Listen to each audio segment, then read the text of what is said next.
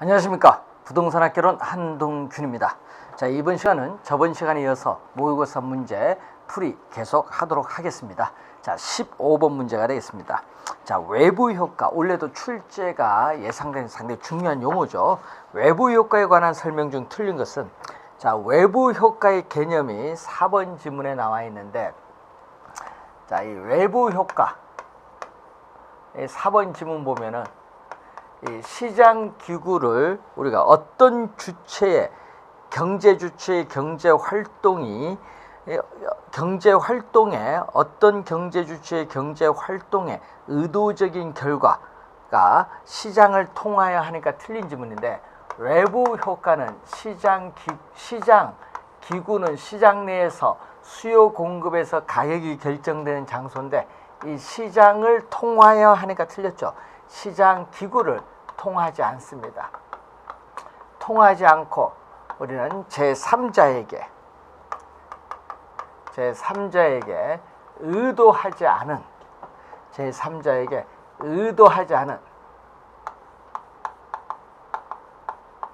이익을 주거나 손해를 입히는 거죠. 자, 의도하지 않은 이익을 주었는데 그 이익에 대해서 대가를 받지 못하는 상태를 플러스에 있어서의 외부 효과, 이 정의 외부 효과를 외부 경제라고 하죠. 외부 경제. 자, 그리고 의도하지 않은 손해를 입혔는데 이 손해에 대해서 우리는 대가를 지불하지 않는 상태를 마이너스 외부 효과, 외부 우리가 불경제라고 합니다. 자, 두 가지가 있죠. 자, 외부 효과는 이 생산 과정에서 발생하는 경우도 있고 이 소비 과정에서 발생하는 경우도 있다. 그래서 이렇게 소비 과정에서 발생하는 경우도 있고 이 생산 과정에서 발생하는 경우도 있다는 거. 자, 그래서 2번도 맞고, 자, 생산 과정에서 외부 불경제를 발생시키는 재화의 공급을 시장에 맡길 경우인데, 이 공해 물질을 배출시키는 공장이 들어서는 경우죠. 이때 이 사회적 비용이 이 사적 비용보다 큰 경우를 의미하는 거죠. 이때 사회적 비용은 사적인 비용에다가 이 공해 물질을 한 단위 더 정화하는데 추가적으로 드는 비용, 이 외부 비용이 들어가기 때문에 사회적 비용이 사적 비용보다 크게 나타나죠. 자, 그래서 우리가 이 사적인 편익을 나타내는 수요 곡선과 이 사적인 비용을 나타내는 공급 곡선이 만나는 점, 이 만나는 점에서 균형 생산량이 이루어지겠죠. 균형 생산량이 이루어지는데 이 사회적으로 우리가 바람직한 최적 생산량은 균형 생산량이 안 되죠. 왜냐? 여러분, 이만큼 공급을 했을 때 사적 비용은 요건데 뭐를 들어가죠? 외부 비용만큼 더 들어가야겠죠. 그래서 이 외부 비용, 수직거리가 외부 비용인데 외부 비용을 감안한 이 사회적 비용은 이렇게 나타나겠죠. 빨간 선. 그래서 이 사회적 비용, 사회적 측면에서 사회적으로 바람직한 최적 생산량은 요건데 시장에서 실제 균형만큼 생산하기 때문에 이 크기만큼 뭐가 돼? 우리는 과다 생산하죠. 더 많이 과다 생산을 합니다. 그래서 여러분이 생산 과정에서 외부 불경제를 발생시키는 재화의 공급을 시장에 맡길 경우에는 그 재화는 사회적인 이 최적 생산량보다 과다하게 생산되는 경향이다. 과다하게 생산되니까 이 사회적으로 바람직한 양만큼 생산량을 줄이기 위해서는 이 공해세와 같은 또 세금을 부과를 해야 된다. 이런 의미가 되겠습니다. 자, 3번 맞는 지문이고 4번 정답이죠. 5번 토지 이용 행위에서 발생하는 외부 불경제는 이 토지 이용 규제에 우리가 명분이 됩니다. 자, 그래서 정답은 4번이 정답이죠. 자, 소비 과정은 사회적 편익과 사적인 편익을 가지고 비교합니다. 자, 16번.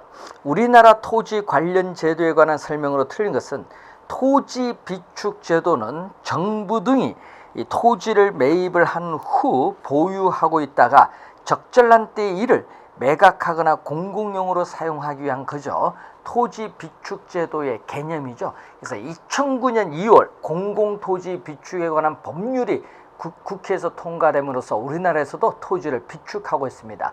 그래서 한국토지주택공사가 법적으로 업무를 부여받아 수행을 하고 있습니다. 자, 2번. 지구단위 계획은 도시, 군계획 수립 대상 지역의 일부에 대하여 토지 이용을 합리화하고 그 기능을 증진시키며 미관을 개선하고 양호한 환경을 확보하며 그 지역을 체계적, 계획적으로 관리하기 위해서 수립하는 계획이다. 지구단위 계획, 시험에 벌써 한 3번 정도 출제했었죠. 용도, 지역, 지구는 토지 이용에 우리가 수반되는 마이너스 외부 효과를 제거하거나 완화시킬 목적으로 지정을 하게 된다. 맞는 지문이죠. 자, 마이너스 외부 효과입니다. 지역지구제를 실시하는 목적은 마이너스 외부 효과를 제거한다는 거 꼭 기억해 두시고, 자, 토지 선매에 있어서 시장, 군수, 구청장은 토지 거래 계약 허가를 받아 취득한 토지를 그 이용 목적대로 이용하고 있지 아니한 토지에 대해서는 선매자에게 강제로 토지를 미리 매입한 사람에게 강제로 수용할 수 있다 하니까 틀린 지문이 되겠죠. 어떻게 돼요? 우리가 강제로 우리가 수용을 하는 것이 아니라 우선 이용 목적대로 이용되지 않는 경우에는 이행명령 3개월 이행명령을 부과하고 이 명령 불이행 시에 이 취득가액의 10% 범위 내에서 이행강제금을 매년 부과할 수 있습니다. 그래서 4번 정답이고요. 5번 토지 적성 평가에는 토지의 토양, 입지, 활용 가능성 등 토지의 적성에 대한 내용이 포함되어야 한다는 얘기죠.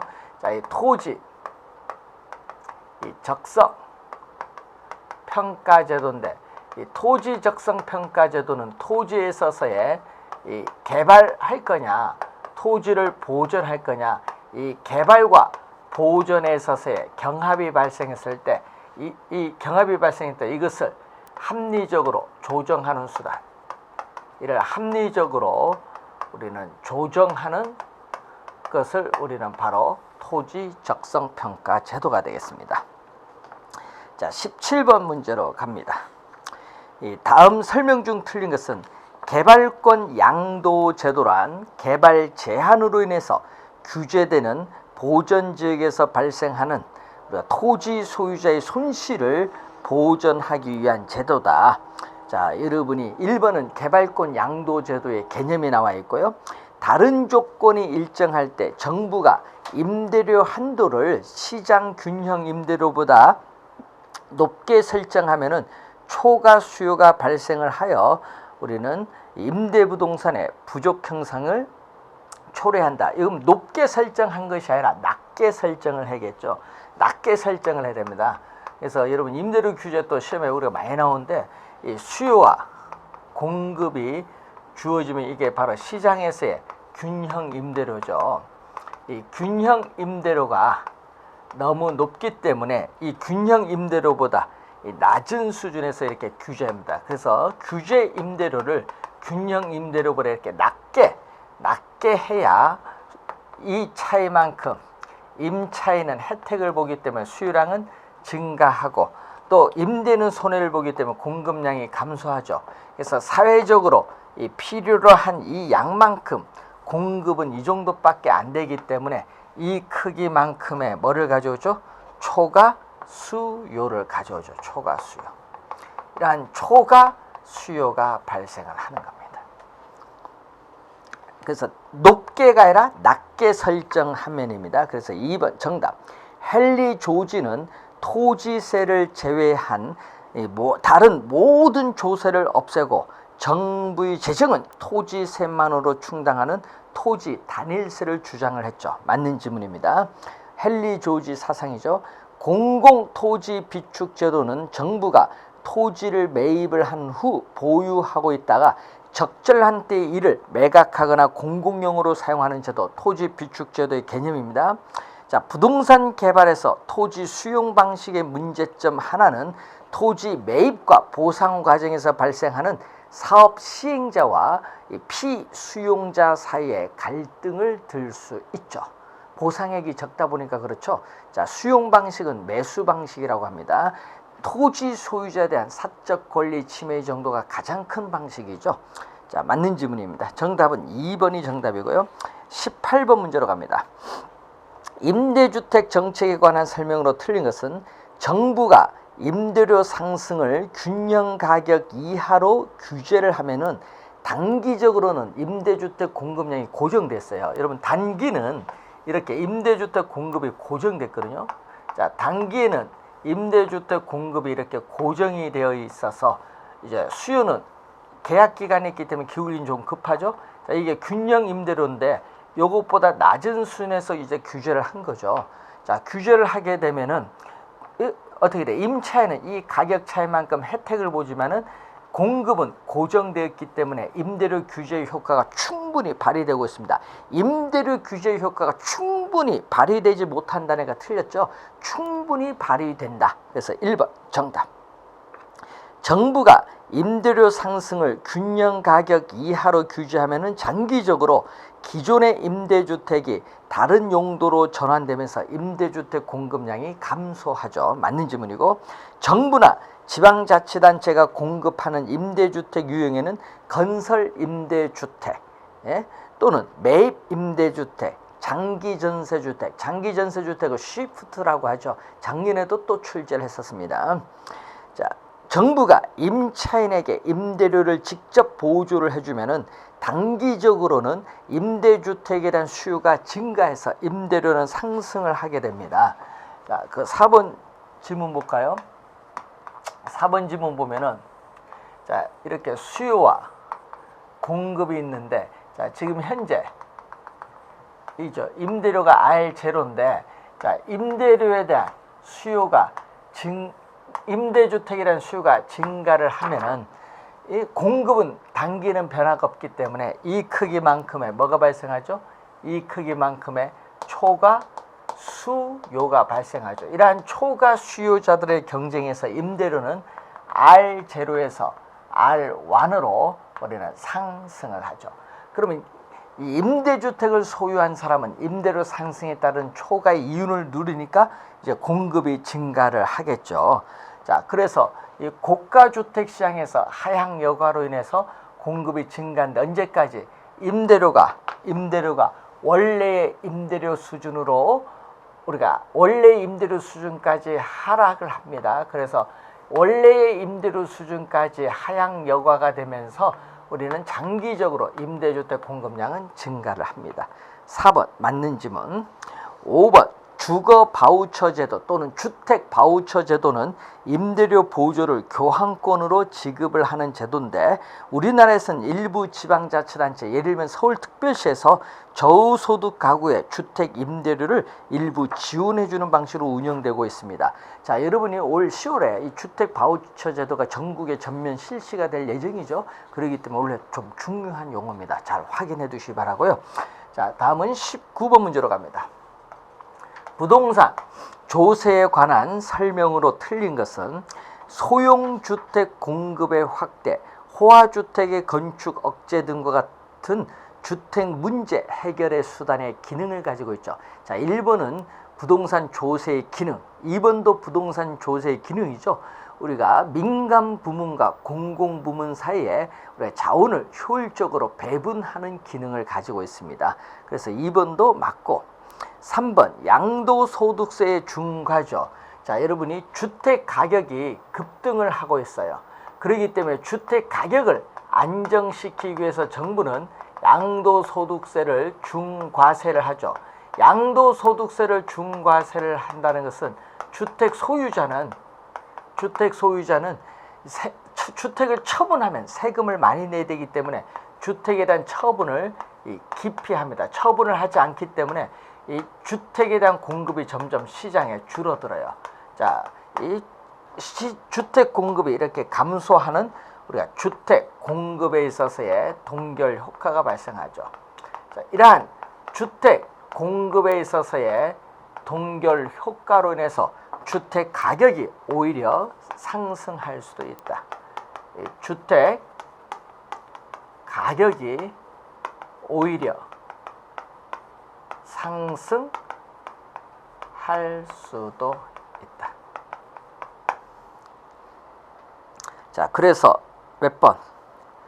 3번 맞는 지문이 되겠고, 4번 조세 부과는 수요자 공급자 모두에게 세금을 부담하게 하나 상대적으로 가격 탄력성이 낮은 쪽, 여러분 가격 탄력성이 낮은 쪽은 비탄력적이죠. 비탄력적일수록 세금이 많이 부담하고 반대로 탄력적일수록 세금을 적게 부담하죠. 자, 예를 들어서 수요가 탄력적이고 공급이 비탄력적이다. 자, 공급은 비탄력적이고 수요는 탄력적이다. 자, 이때 요 균형 상태에서 우리는 바로 우리가 공급자에게 조세를 부과하면 세금액만큼 공급 곡선이 수직으로 상향 이동하죠. 새로운 균형점에서 가격은 오르죠. 자, 그렇기 때문에 요 가격 인상을 통해서 이렇게 탄력적인 수요자는 세금을 적게 부담하고 비탄력적인 공급자는 세금을 이렇게 많이 부담합니다. 가격 탄력성이 낮은 쪽은 비탄력적입니다. 4번 맞는 지문이고, 5번 절세는 합법적으로 세금을 줄이는 행위이며 조세 회피와 탈세는 불법적으로 세금을 줄이는 행위다.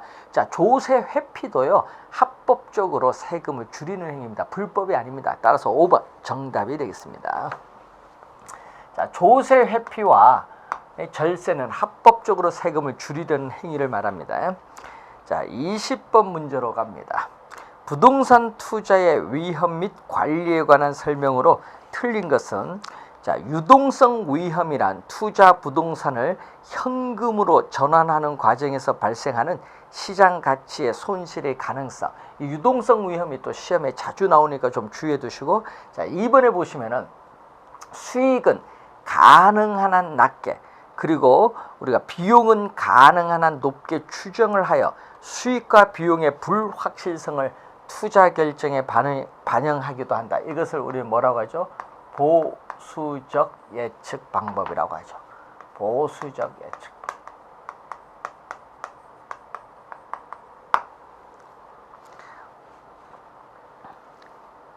2번 보수적 예측 방법이죠. 투자 위험을 처리하는 방법 중에 보수적 예측 방법이고, 3번 위험도가 높은 자산을 투자에서 제외시키는 것은 위험 관리 방법 중 바로 위험의 회피입니다.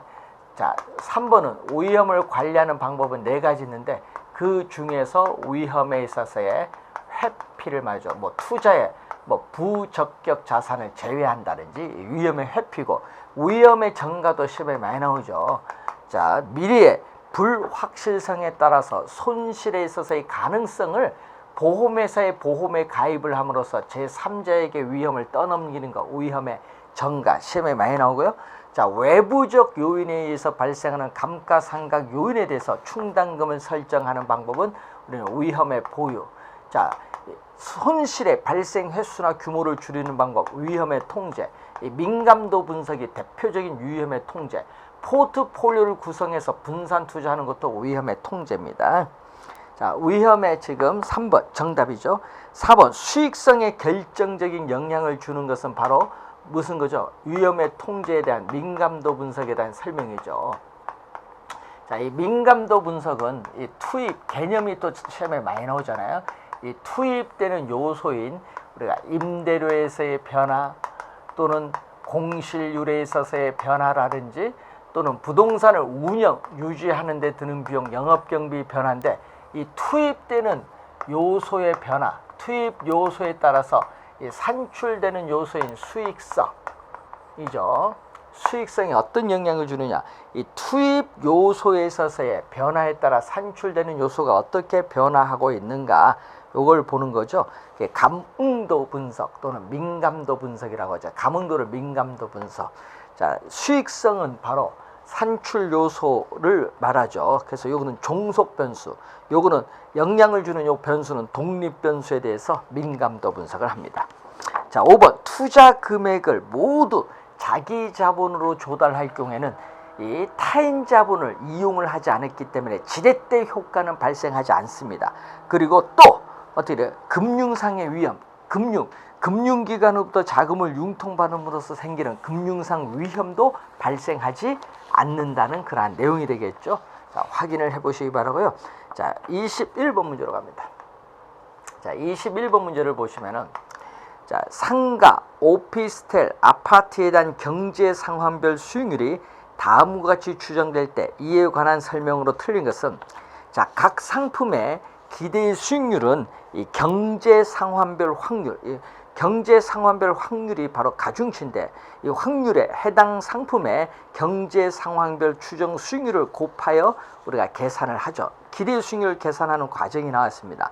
그러면 기대 수익률 계산하는 과정에서 이 상가의 기대 수익률이죠.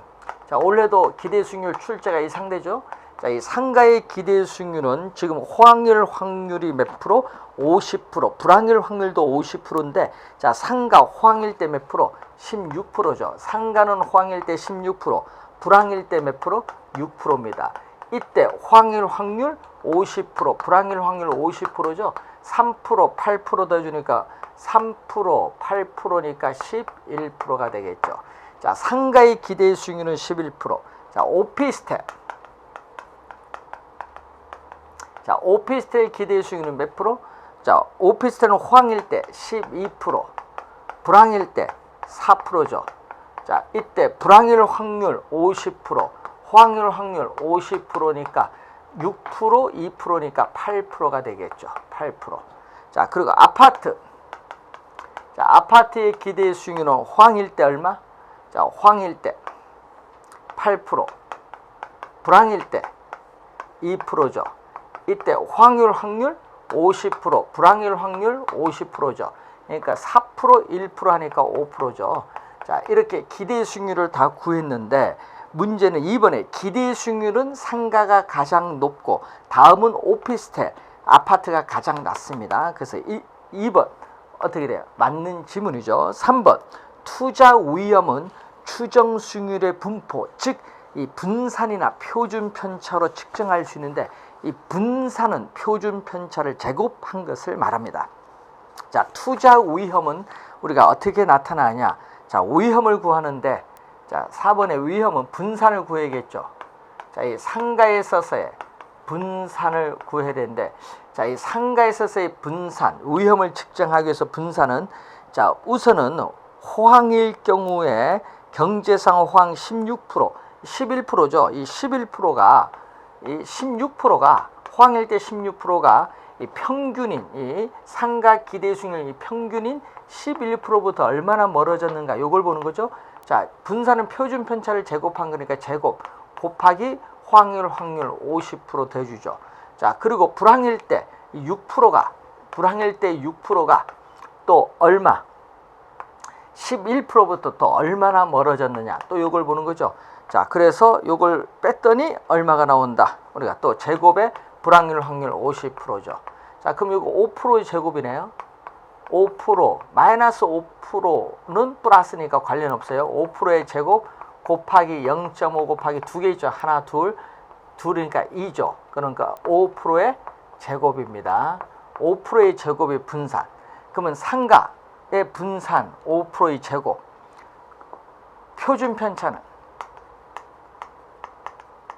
표준 편차는 루트 5%의 제곱인데 이 제곱과 루트가 없어지니까 몇 프로? 상가의 표준 편차는 이렇게 5%가 나옵니다. 자, 그리고 오피스텔. 자, 오피스텔 보면은 오피스텔의 분산은 얼마? 8%, 12%가 이 8%부터 얼마나 기대 수익률 8%부터 얼마나 떨어지는가 이걸 보는 거죠. 8%의 제곱 호황률 확률 50%. 그리고 불황일 때 4%죠. 이 4%가 또 8%부터 얼마나 또 떨어져 있느냐. 요거의 제곱 곱하기 50%. 그러니까 얼마죠? 4%의 제곱 곱하기 0.5가 두 개 있죠. 그래서 또 이것도 4%의 제곱. 그럼 표준 편차는 얼마? 그럼 오피스텔의 표준 편차는 또 마찬가지로 얼마?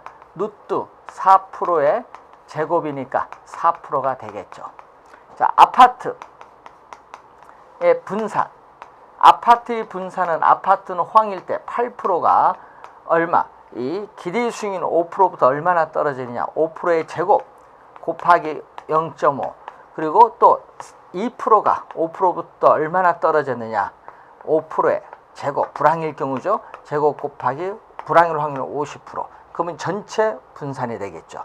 자, 그럼 3%의 제곱 곱하기 0.5 곱하기 두 개니까 요거는 1이 되겠죠. 3%의 제곱. 그러면은 아파트의 표준 편차는 3%가 나오겠죠.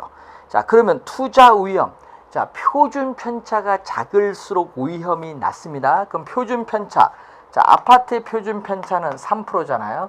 그럼 아파트의 표준 편차는 3%로서 가장 낮거든요.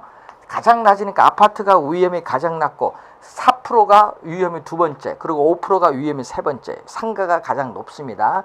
맞는 지문이죠. 자, 5번 지문을 보면은 이 평균 분산의 지배의 원리를 보는 거죠. 자, 이 평균 분산의 지배의 원리를 기준을 할 때, 자, 이 기대 수익률, 상가 아파트 보는데 상가 기대 수익률 몇 프로? 상가 기대 수익률. 자, 상가와 아파트를 보거든요. 또 표준 편차도. 표준 편차는 위험을 측정하는데 상가와 아파트를 보는데 상가 기대 수익률 11%, 아파트 5%, 표준 편차 상가 5%, 아파트 3%죠. 자, 상가가 기대 수익률도 높고 위험도 높죠. 표준 편차가 클수록 위험은 높습니다. 자, 이런 경우에는 평균 분산의 지배의 원리를 적용할 수 없어요. 적용할 수 없기 때문에 뭐 상가가 아파트를 지배한다니까 틀린 질문이죠. 평균 분산의 지배의 원리를 적용할 수 없다는 그러한 내용입니다. 자, 22번 문제로 갑니다. 자, 22번 문제. 부동산 포트폴리오에 관한 설명으로 틀린 것은 다만 위험 회피형 투자자를 가정합니다. 자, 두 자산으로 포트폴리오를 구성할 경우에 포트폴리오에 포함된 개별 자산의 수익률과 상관계수가 플러스 1인 경우, 자, 플러스 1이다. 자, 상관계수가 플러스 1이다. 자, 플러스 1일 때는 완전한 양의 상관관계라고 하죠.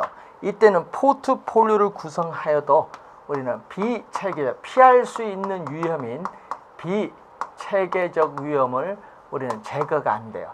제거가 안 되기 때문에 뭐가? 위험 분산 효과 없죠. 위험 분산 효과, 포트폴리오 효과인데 위험 분산 효과, 포트폴리오 효과 없다라는 거죠. 그래서 여러분이 1번 어떻게 맞는 지문이 되겠죠. 자, 2번 문제 가면은 효율적 프론티어는 평균 분산 기준에 의해서 동일한 유형에서 최고의 기대 수익률을 나타내는 포트폴리오를 선택하여 연결한 곡선이죠. 자, 이때 위험 기대 수익률 평면에서, 자, 요 밑에가 선택 가능한 영역이죠. 자, 주어진 동일한 유형에서 최고의 기대 수익률을 나타내는 이 포트폴리오를 연결한 곡선, 이것을 우리는 효율적 프론티어인데, 이 그림에서 보듯이 효율적 프론티어는 우상향하죠. 효율적 프론티어를 효율적 전선이라고 하는데 우상향합니다. 2번 개념이죠. 3번 위험 회피형 투자자 중에서 공격적 투자자는 보수적 투자자에 비해서 위험이 높더라도 기대 수익률이 높은 투자를 선택한다. 자, 이것은 공격적인 위험 회피형 투자자의 무차별 곡선, 그리고 무차별 곡선, 공격적인 위험 회피형 투자자의 무차별 곡선은 기울기가 완만하고요. 이렇게 보수적인 위험 회피형 투자자의 무차별 곡선의 기울기는 급합니다. 그래서 문제는 이 무차별 곡선과 효율적 프론티어가 접하는 이 접점이 바로 우리가 최적 포트폴리오라는 것도 하나 기억을 해두시고, 이렇게 어떻게 돼요? 보수적은 기대 수익률 높고 위험도 낮은 거. 그런데 공격적 투자자는 위험도 높고 기대 수익률도 높은 투자를 선택하죠. 3번 맞는 질문. 4번 포트폴리오 분산 투자를 통해서 체계적 위험뿐만 아니라 비체계적 위험뿐만 아니라 체계적 위험도 상쇄시킬 수 있다. 자, 체계적 위험은 제거할 수 없어요. 그래서 틀린 질문이죠. 자, 체계적 위험은 시장에 있어서의 힘에 의해서 야기되는 위험입니다. 인플레이션이 발생을 한다든지 경기가 침체한다든지 금리가 오른다든지 하면 시장에 존재하는 모든 부동산에 다 영향을 미치기 때문에 피할 수 없는 위험이죠.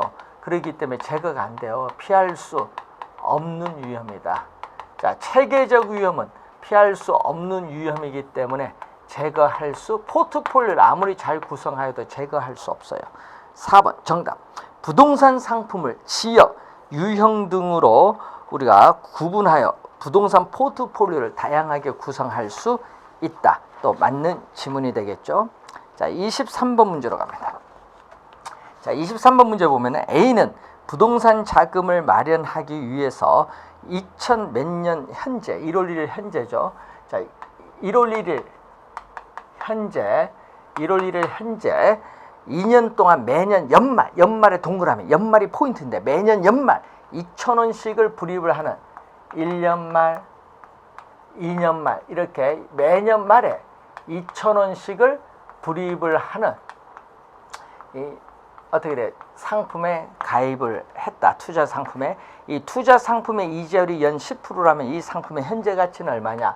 자, 여러분이 자 1년 말에 2,000원이 현재 얼마냐? 할인을 해야 되는데 자, 2,000원을 할인을 할 때 이 할인율 이자율이 몇 프로? 10%, 0.2고 기간이 몇 년? 기간이 1년이니까 1승. 1.1로 나오면 되겠죠. 자, 2년 말에 2,000원은 얼마? 2년 말에 2,000원은 현재의 가치로 할인을 하게 되면은 0.1에 기간이 몇 년? 2년이죠. 제곱. 자, 그럼 요거 1.21로 나눠주고 요건 1.1로 나눠주죠. 그럼 요 두 가지를 더해주면 얼마 나오죠? 3,471원이 이렇게 나오죠. 자, 3,371원 정도가 나오는데 문제는 10원 이하는 절사라는 거 없앤다는 얘기. 10원 이하는 절사 없애니까 3,400원이 정답. 1번 정답이 되겠습니다. 자, 24번. 대상 부동산의 순영업소득은 얼마냐? 자, 거기 보니까 연 평균 임대료가 5,000원입니다. 자, 연 평균 임대료가 5,000원인데 제곱미터당 5,000원이죠. 이때 이 임대 단위수는 건축물의 연면적인 1,800제곱미터인데 문제는 거기에 포인트가 뭐냐? 유효 임대 면적 비율입니다. 유효 임대 면적 비율이 연면적에 대해서 몇 프로? 연면적 대비 80%다. 80% 0.8을 곱해주면 되겠죠. 0.8을 곱해주면은 제곱미터는 없어지겠죠. 자, 그러면 이게 얼마냐? 720만 원이 나오겠죠. 이 720만 원이 가능조소득이다. 이 가능조소득에서 평균 공실률이 10%죠. 그러면 720만 원의 평균 공실률 10% 0.1 곱해주면 72만 원이죠. 기타 소득은 문제에서 없기 때문에 제로 더해주면은 어떻게 돼요? 유효 총소득은 얼마? 648만 원이 유효 총소득. 그런데 영업 경비율이 유효조소득 기준 몇 프로? 우리가 50%다. 자, 영업 경비율은 유효조소득 기준에 했거든요. 그럼 유효조소득에 대해서 영업 경비가 차지하는 비율이죠. 영업 경비가 차지하는 비율인데 이게 얼마죠? 문제는 50% 0.5인데 유효조소득이 648만 원이죠. 그럼 648만 원에 0.5를 곱해주죠. 50% 곱해주면 324만 원입니다. 그러면 영업경비 324만 원을 빼주죠. 324만 원을 빼주면은 어떻게 돼요? 유효조소득에서 영업경비를 빼주면 순 영업소득은 얼마냐? 324만 원이 되겠죠. 따라서 정답은 324만 원. 2번 지문이 정답이 되겠습니다. 자, 25번 문제로 갑니다. 다음 표와 같은 우리가 투자 사업들이 있다. 이 사업들은 모두 사업 기간이 얼마? 1년이다. 자, 사업 기간이 1년이고 이 사업 초기에 현금 지출만 발생하고 사업 말기에 현금 유입만 발생을 한다. 자, 할인율이 연 7%다. 그래서 시험 문제 보면 꼭 여기 네 가지가 나오거든요. A, 우리가 B, 그리고 C, D 이렇게 네 가지가 꼭 나와요. 이때 이 초기 현금 지출이 바로 투자 금액 I인데 얼마죠? 3천만 원. 그리고 1,000만 원. C는 1,500만 원. D도 1,500만 원이죠. 자, 이 내년에 현금 유입이 나오죠. 지금. 자, 이 내년에 현금 유입. 근데 문제는 시험 문제는 요까지 주어지죠. 요까지. 근데 여러분은 구하는 게 요게 중요 포인트예요. 이걸 잘 구해야 돼, 이걸. 바로 뭐죠? PV. 이걸 잘 구해야 되는데 이 PV를 우리 뭐라고 하죠? PV를 현금 유입의 현가. 이 내년에 현금 유입을 현재 가치화시켰다는 얘기죠. 현가인데 자, 이것은 내년에 현금 유입 얼마 주어졌죠? 지금 내년 현금 유입을 현재 가치화를 하는데 할인율로서 몇 프로? 7%, 0.07이죠. 기간이 1년이니까 1선. 그러면 1.07로 나눠주면 돼. 자, 그러면 내년에 현금 유입을 얼마? 7,490만 원을 1.07로 나누면 얼마 나오죠? 현금 유입의 현재 가치는 7천만 원이 나와요. 자, 그리고 또 2,675만 원. 예? 요거 내년에 현금 유입이 2,675만 원을 1.07로 나누면 얼마 나오죠? 2,500만 원이 나와요. 그리고 C에는 얼마? 3,210만 원 1.07로 나눴더니 3천만 원이 나오죠. 그리고 D에 4,815만 원을 1.07로 나눴더니 4,000 우리가 500만 원이 나옵니다. 자, 그럼 이렇게 구하면 이제 순현가는 순현재 가치는 현금 유입의 현가에서 현금 유출의 현가를 뺀 것을 의미하겠죠. 자, 그러면 얼마가 나오죠?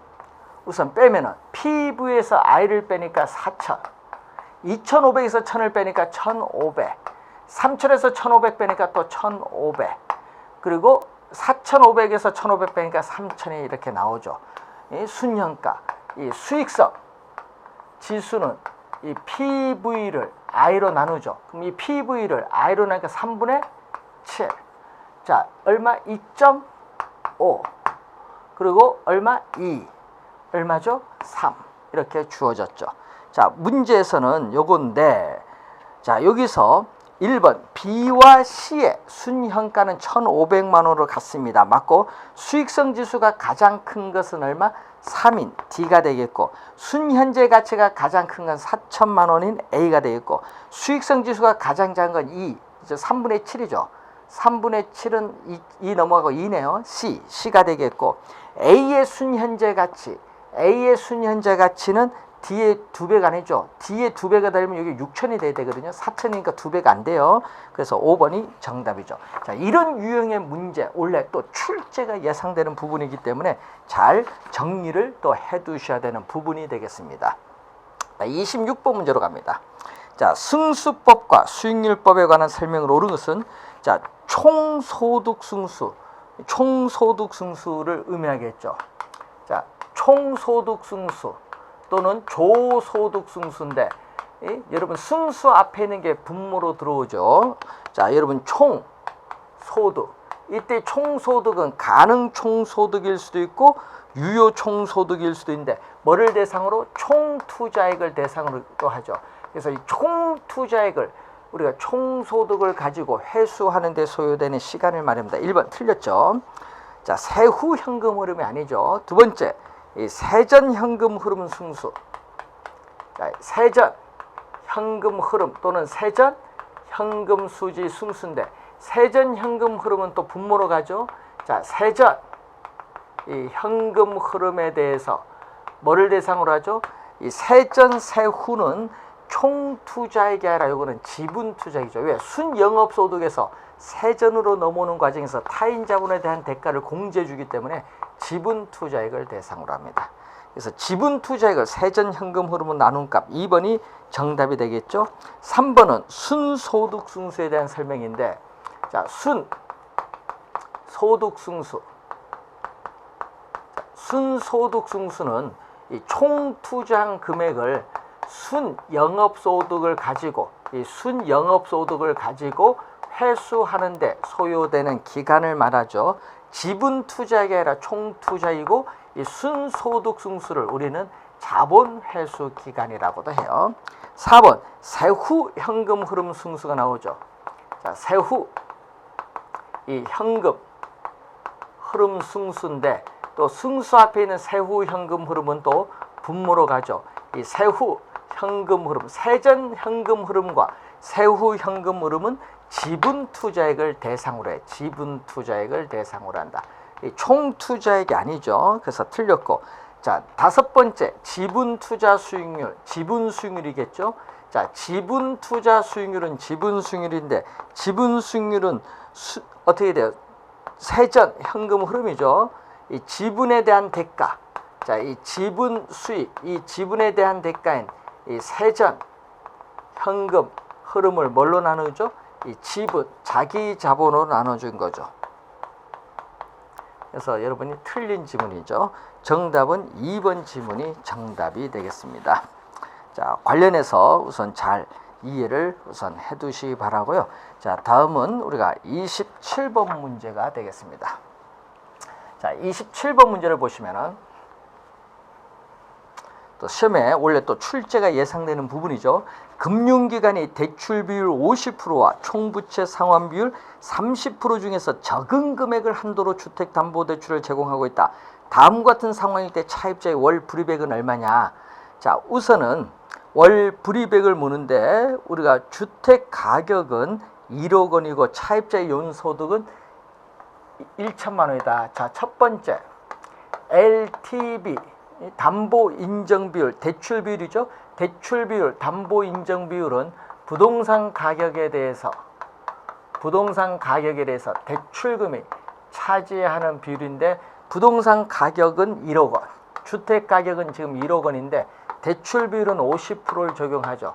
따라서 대출금은 얼마? 대출금은 1억 원에 50%니까 5천만 원이 되겠죠.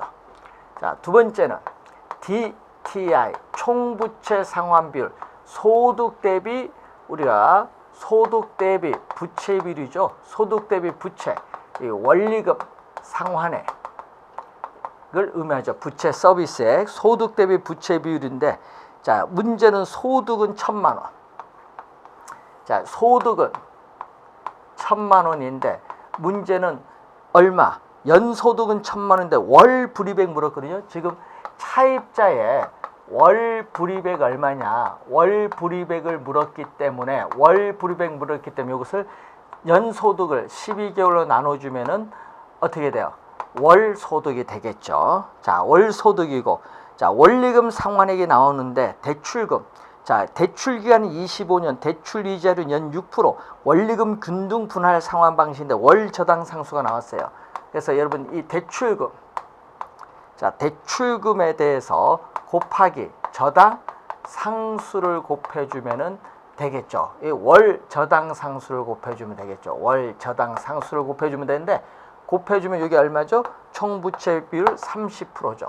자, 그럼 요거 이쪽으로 곱하면 되겠네요. 그럼 대출금에 곱하기 월 저당 상수 얼마? 자, 문제는 월 저당 상수가 0.006443이 주어졌고요. 자, 그러면은 곱해주면 되겠죠. 0.3 곱하기 12개월에 1,000만 원이 되겠죠. 1,000만 원. 그러면은 요것은 얼마? 12개월에 0.3에 1,000만 원 곱해주니까 300만 원이 되겠죠. 300만 원을 나눠줬더니 얼마? 20 얼마? 5만 원이 되겠죠. 25만 원. 자, 월 우리가 25만 원이 나와요. 월 25만 원. 자, 그러면은 월 25만 원인데 그럼 대출금은 얼마? 대출금은 0.006443을 25만 원 이렇게 해주면 되겠죠. 그럼 요걸 계산을 우리가 해보면은 얼마? 약 3,800, 우리가 80, 약 1,800원 이렇게 나오겠죠. 자, 3,800, 약 80만 원 정도 나와요. 그러면 적은 금액을 한도로 대출해 주니까 요 대출금과 이 대출금을 비교했을 때 적은 금액을 한도로 하거든요. 이 적은 금액을 우리가 한도로 대출을 하고자 한다. 그럼 적은 금액이니까 어느 거 선택? 3,800인 요걸 선택을 하는데 그때 월 불이백은 얼마? 월 불이백은 얼마? 대출금의 요거죠. 저당상수. 대출금의 저당상수를 곱해주면은 월 불이백이 나오죠. 이 금액이 월 불이백 얼마? 25만 원이 나오죠. 월 불이백 25만 원이 나온다는 것을 여러분은 알 수가 있습니다. 그래서 정답은 25만 원 4번이 정답인데 잘 이해를 해 주시기 바라고요. 우리가 다음 시간에 28번 문제부터 진행을 하도록 하겠습니다. 수고 많으셨습니다.